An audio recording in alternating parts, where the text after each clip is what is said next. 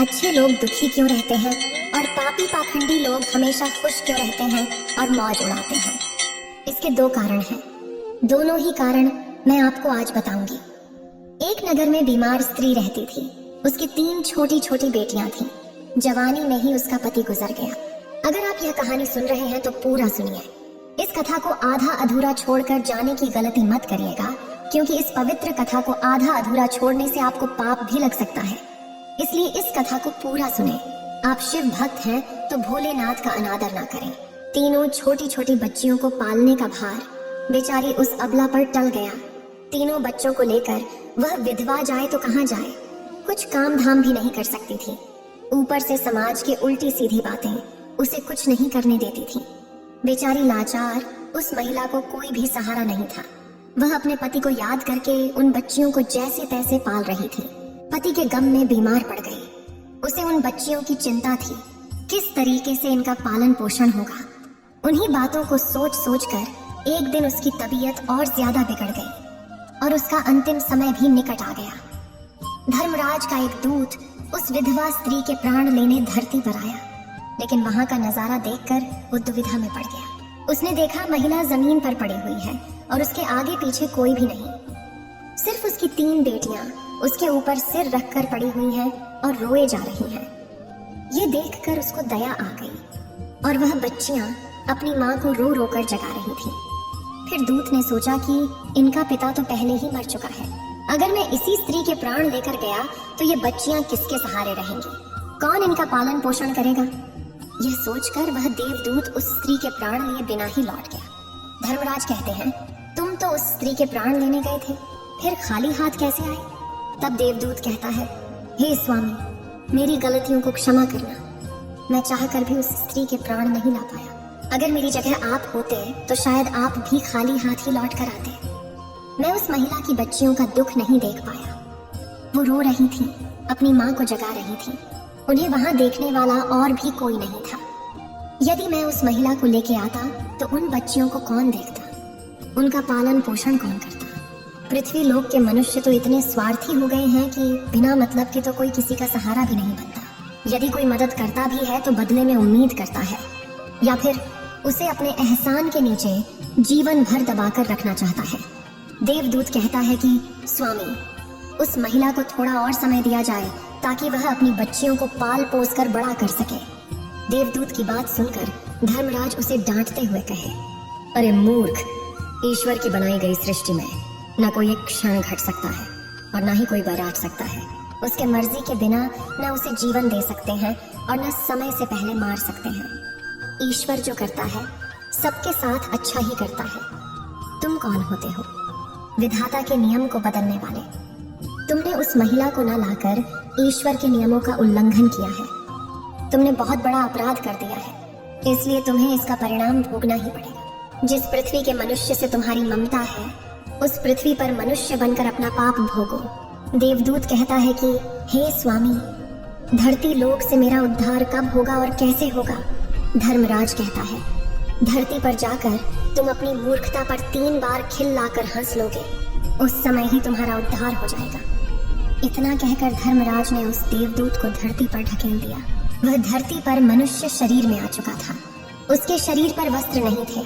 धरती लोक का एक नियम भी है, जो मनुष्य जन्म लेता है उस समय वह नग्न ही होता है। देवदूत ने जन्म तो नहीं लिया और वह निर्वस्त्र ही एक सड़क के किनारे पड़ा। ठंड से ठिठुर रहा था। वहां से एक मोची गुजर रहा था। वह मोची अपने बच्चों को ठंड से बचाने के लिए कपड़े लेने जा रहा था। रास्ते में ठंड से ठिठुरते एक नग्न व्यक्ति को देखकर उस मोची को दया आ गई। उसने अपने बच्चों को तो कपड़े नहीं लिए, लेकिन इस देवदूत को कपड़े और कंबल जरूर खरीद दिए और कपड़े लाकर उस देवदूत को दे दिए। देवदूत कहने लगा, भाई, आपने मुझे कपड़े देकर मुझ पर बहुत बड़ा उपकार किया है, लेकिन कपड़े देकर आपने मुझे ठंड से तो बचा लिया, लेकिन मेरे पास ना कोई घर है और ना कोई परिवार है और ना ही कोई भोजन का साधन है। तब मोची बोला, हे भाई, तुम मेरे घर चलो, मैं तुम्हारा सारा खर्चा उठा लूंगा। और वह मोची देवदूत को लेकर घर पहुंचा। उधर मोची की पत्नी ने देखा, उसका पति तो बच्चों को कपड़े लाने गया था, कपड़े डेढ़े तो कुछ लाया नहीं, उल्टा एक आदमी को घर बुला लाया है। पत्नी अपने पति से झगड़ने लगी और उसे भला बुरा कहने लगी। यह देखकर वह देवदूत बहुत जोर जोर से हंस पड़ा। मोची पूछा, अरे भाई तुम हंसते क्यों हो? ऐसा क्या देख लिया आपने? तब देवदूत ने कहा, भाई मेरी हंसी का रहस्य मैं आपको नहीं बता सकता, समय आने पर मैं तुम्हें स्वयं ही बता दूंगा। देवदूत मोची के घर में रहने लगा और कुछ ही दिनों में उसने मोची का सारा काम सीख लिया। देवदूत के द्वारा बनाए गए जूते और चप्पल खूब बिक रहे थे। कुछ ही दिनों में मोची धनवान बन गया। दूर दूर तक उसके जूते फेमस हो गए थे। यहाँ तक कि राजा महाराजा भी उससे जूते बनवाने का आदेश देते थे। जब वह देवदूत उसके घर आया था, उसकी तो किस्मत ही चमक गई थी। धन की कोई भी कमी नहीं रही, सब कुछ अच्छा चलने लगा। एक दिन की बात है, राजा का एक सैनिक चमड़ा लेकर उस मोची के पास आया और बोला, देखो हमारे महाराज इसी चाम के बने जूते पहनना चाहते हैं। यह चाम बड़ा कीमती है, तुम ठीक से इससे एक जोड़ी जूते तैयार कर दो और यह चाम खराब नहीं होना चाहिए। इस बात का विशेष ध्यान रखना कि इस चमड़े से सिर्फ जूते ही बनने चाहिए, भूल से भी इसकी चप्पल मत बना देना।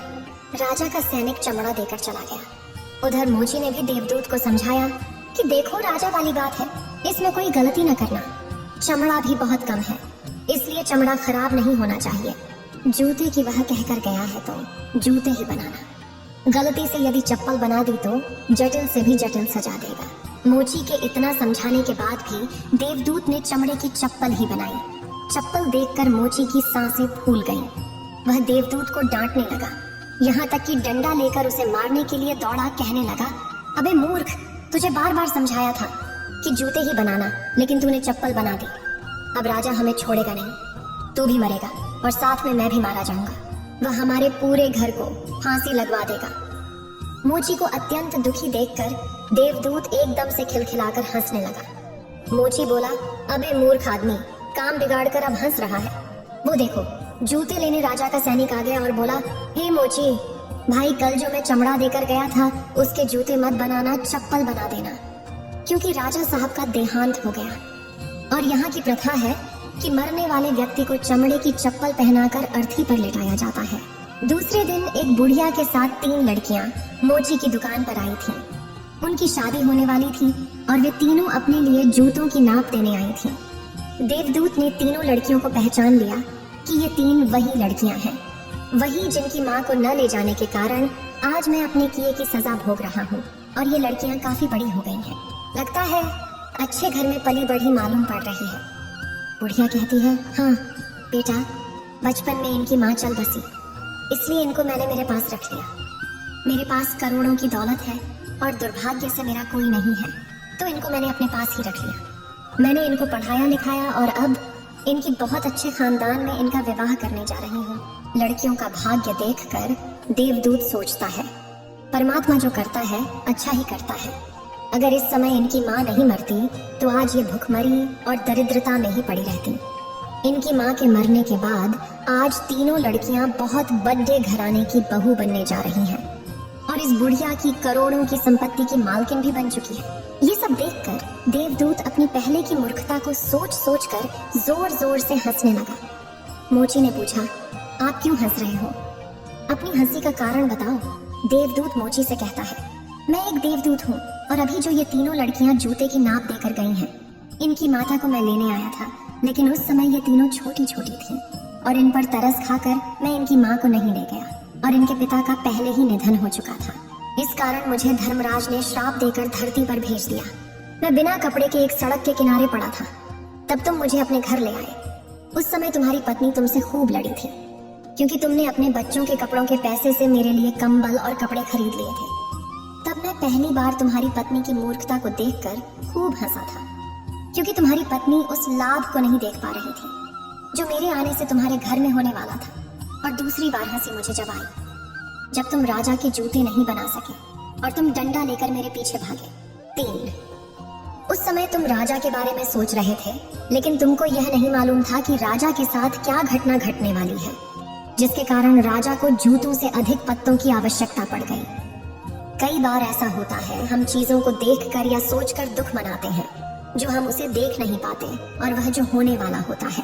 कई बार परमात्मा हमारी अच्छाई या भलाई के लिए हमारे साथ बुरा करता है, पर हम उसे देखकर भगवान को कोसते हैं, हम उस अच्छे को नहीं देख पाते जो हमारे साथ भविष्य में होने वाला है। कई बार हमारे साथ वर्तमान में अच्छा होता है तो हम बहुत खुश होते हैं, लेकिन हम यह नहीं देख पाते कि भविष्य में क्या होने वाला है। हमारे साथ दो तरह की घटना होती है, अच्छी और बुरी, लेकिन हमें हमेशा यह सोचना चाहिए भगवान जो करेगा अच्छा ही करेगा। यह सोचकर आगे बढ़ना चाहिए।